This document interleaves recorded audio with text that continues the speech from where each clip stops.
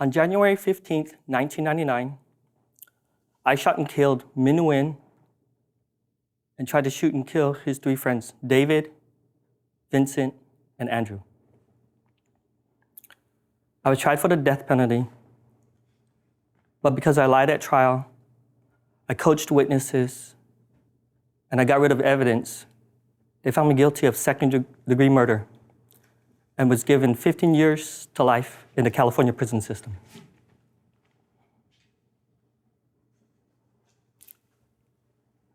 But I wasn't born a murderer. I was born in Vietnam, and we lost our country, so I came to the US as a toddler. My father was a military officer for South Vietnam, so he had come to train with the US forces, so he knew what the country was like. My mother had never seen snow, so my father decided to settle us in Provo, Utah. My father was my hero growing up. His first job was as a custodian. He worked a night shift. The first thing he bought was a bike so he'd get to work faster. Then he created the Vietnamese Refugee Association. I remember going on these long car rides with him to neighboring states, and I get all my life's questions answered. He was helping people adjust to their new homeland. I didn't understand at the time what my father was trying to teach me because these car rides felt so boring, and he wasn't getting paid for it. We just fill out endless documents, government documents. And my father told me, well, this is what I do for the community. And I didn't understand, why is his job not paying him? Utah was a beautiful place, but I did experience what I now know to be racism. One of my earliest incidents of anger and shame, me and my younger brother, I was about 8 years old, we were playing in the streams. We had built these rafts out of popsicle sticks, and we put our G.I. Joes on it and we followed them down the streams. Some older kids and what looked like adults began throwing rocks down at us and told us, get out of our country, go home. The fence looked so big, they were so far away, and that day I guess we felt brave. We told them, come and make us. They jumped the fence and chased us down. Me and my brother clambered up the other side. Somewhere along the way, I dropped my G.I. Joes. I stopped to pick it up. My brother turned around to face our aggressors. They shoved him to the ground, punched him, began throwing dirt in his mouth. I stood there and did nothing. When we got home, my father just looked at me in that quiet way of his, and he says, you're supposed to protect your family. How did you let this happen to your brother? I was so ashamed, and from that day forth, I remember me and my brother would just go into rages when something happens to one of us. My father was diagnosed with leukemia that same year. And a couple years later, we decided to move out here to Cali because some of his family lived out here. California is so different from Utah because now for the first time, I went to school with Hispanics, with blacks, with other Asians. But yet, I also feel I did not fit in. I remember getting teased because I couldn't speak Vietnamese well. My father died from leukemia when I was 13 on the day of my first communion. I remember that morning, I walked into my bathroom. My sister pokes her head out the shower, said, Dad died last night, but we're not supposed to know. And I know it was my plan and my brother and my younger sisters, it was all of our plan, okay, this is gonna be our special day, we're eating the bread and we get to pray. All of us just wanted to pray for my dad to live. So imagine how bizarre that day was. We're in church, the priest is talking about how joyous this is, and we're pretending not to know that my dad's dead because my grandma and my mom didn't tell us yet. And we thought that's what we were supposed to do.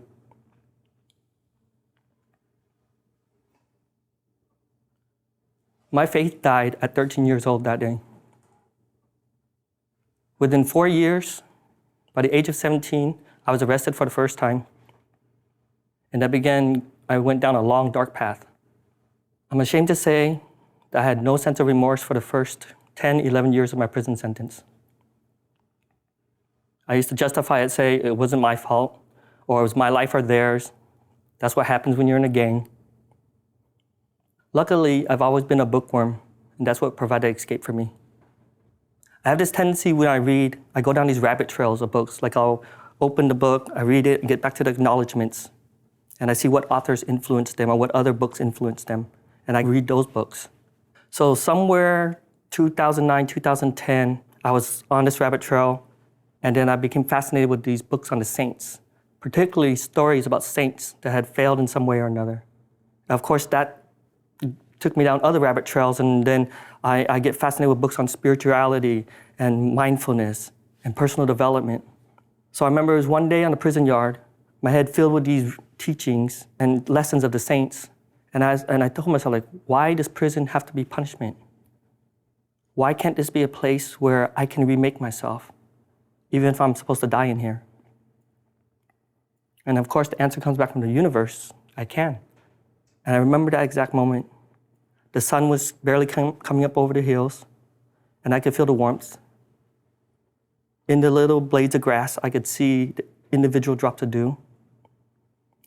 And up above me in the razor wire, I heard a sparrow chirping. And I tell everyone, like, the sparrow's probably been chirping the whole prison term, and I never heard him. But that day, from that day, I heard it. And from that day forth, prison no longer was this cold, harsh, ugly place. It became a place where I felt I could remake myself. I saw the other men around me as some of them much further along, some of them perhaps not even awakened, but we were there. We were just all on a journey. First thing I did was I checked in with the therapist, and I began mourning my father's death. 25 years later, I began that process. Of course, being the bookworm, I got fascinated with the grief and loss process, especially Elizabeth Kubler-Ross's model. And then as I was reading it, and I realized, wait, there's loss going on all around me. Every guy in here is facing some form of loss, whether that's losing a family or loved one, they can't talk about it, being uprooted and getting transferred to a prison, and now they've lost friends they'll never see again. They may have lost loved ones that just left them or kids. So I put together a syllabus and I submitted it to the prison psychologists, and they loved it. They said, yes. So we launched the prison's first ever grief and loss group. When I was in that group, I saw for the first time how much meaning it brought to me, how fulfilled I felt for once in my life. And I felt like I'm alive.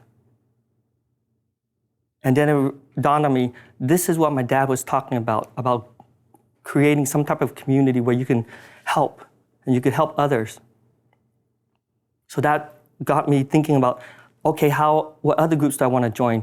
What other groups do I want to create? I remember one of my first NPR interviews. The NPR people came in, they were talking to me about groups that I was involved with. They were really fascinated, like, how did you guys create these groups? What's the intent? What's the purpose? And then inevitably, the interviewer asked me, what are you in prison for? And up to that point in my life, whenever someone asked me, I always said, oh, it's a gang murder, it's this, it's that, because I justified it in that way. But during that time, I was reading books on like personal responsibility and owning and how the importance and the power of words. So instead of making a whole bunch of excuses, I said, I'm in prison for murder. And she looked at me, and everything in me wanted to explain. Like, I was so scared, like, what is she gonna think? But the longer I stayed quiet, the more liberated I started to feel. Like, yes, I committed murder, but I'm not a murderer. I'm no longer that same person. I saw myself, I'm no longer that same person. So from that day forth, whenever anyone asked me what I went to prison for, I just said, I'm here for the murder of another human being. I remember one of the conversations I had with my mom. This is in 2015, right before my parole hearing. And she's sitting there in the visiting room with me, telling me, I hope you can go home. I hope they let you out. You know, you deserve to go home. And I said, Mom, like, I don't deserve, like, and she goes, yes, you deserve. You've done so much good work. So I had to tell her, I said, Mom, you do realize what I'm in prison for, right? And she said, yes. I said, let me ask you this. If I had been killed 16 years ago, and you go to the parole board of the man that killed me, and he tells you he's changed his life, he tells you that he's created groups and now he's doing good, would you let that man go home? She said no. So of course she cried, and I cried too. But I think that's where my mom finally understood that I should not be deserving of anything. I've been home now since that parole hearing in 2015. The following year, I was given a Peace Fellowship Award for my work in the community. I launched my first company 6 months after I got out, still running to this day. It's a commercial cleaning company. 6 employees, 4 of them are also formerly incarcerated. I tell everyone, those are my best workers by far. Of course, the world changed as we know it during COVID. Overnight, like within 3 weeks, we lost 70% of our contracts. So of course, I'm a small business owner. I filed for the Paycheck Protection Program, the PPP. As I was filling it out online, on page 5, it says, have you ever been convicted of a felony? Right when I clicked yes, it grayed out. I could no longer continue. So I sat there and I was like, how is this fair? How is my tax-paying dollars and those of my team members, we're the ones that were supporting this? But why, because of something I did, why is the rest of my team being punished? I've done my time. I'm not sure what happened. CBS, Money Watch found out. CNN found out. They called me for interviews. PBS, and the next thing I know, the ACLU contacts me and said they'd like to file a class action lawsuit against the SBA for discrimination. Then Defy Ventures, the nonprofit I work for, filed the main suit on behalf of all small business owners with criminal histories. And we got the SBA to change the language. They could no longer discriminate on a small business owner with a criminal history. In September 2020, during COVID, my book came out, Sparrow and the Razor Wire. It hit bestseller status on that first week. I've donated over 2,700 books into prison, I think 300 into San Quentin. And today I work as the executive director at Defy Ventures in Southern California. So I oversee our program delivery over 7 prisons, 3 transitional homes, a whole post-release program. One of the best things about my job is to tell a man or woman coming home, welcome home. It's not lost on me. My father was helping people adjust to their new homeland. And in a way, that's what I get to do. I feel I'm perfectly at the place where I'm supposed to be.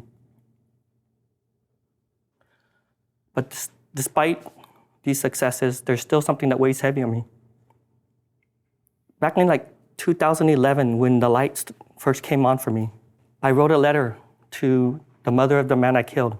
And at first, when I wrote the letter, I was like, okay, let me write it. And it was 3-4 pages long. I was saying all these eloquent sounding words. But then I realized, what can I really say to the mother of the man that I killed? And I realized there's nothing I could really say. But I wanted to at least say something.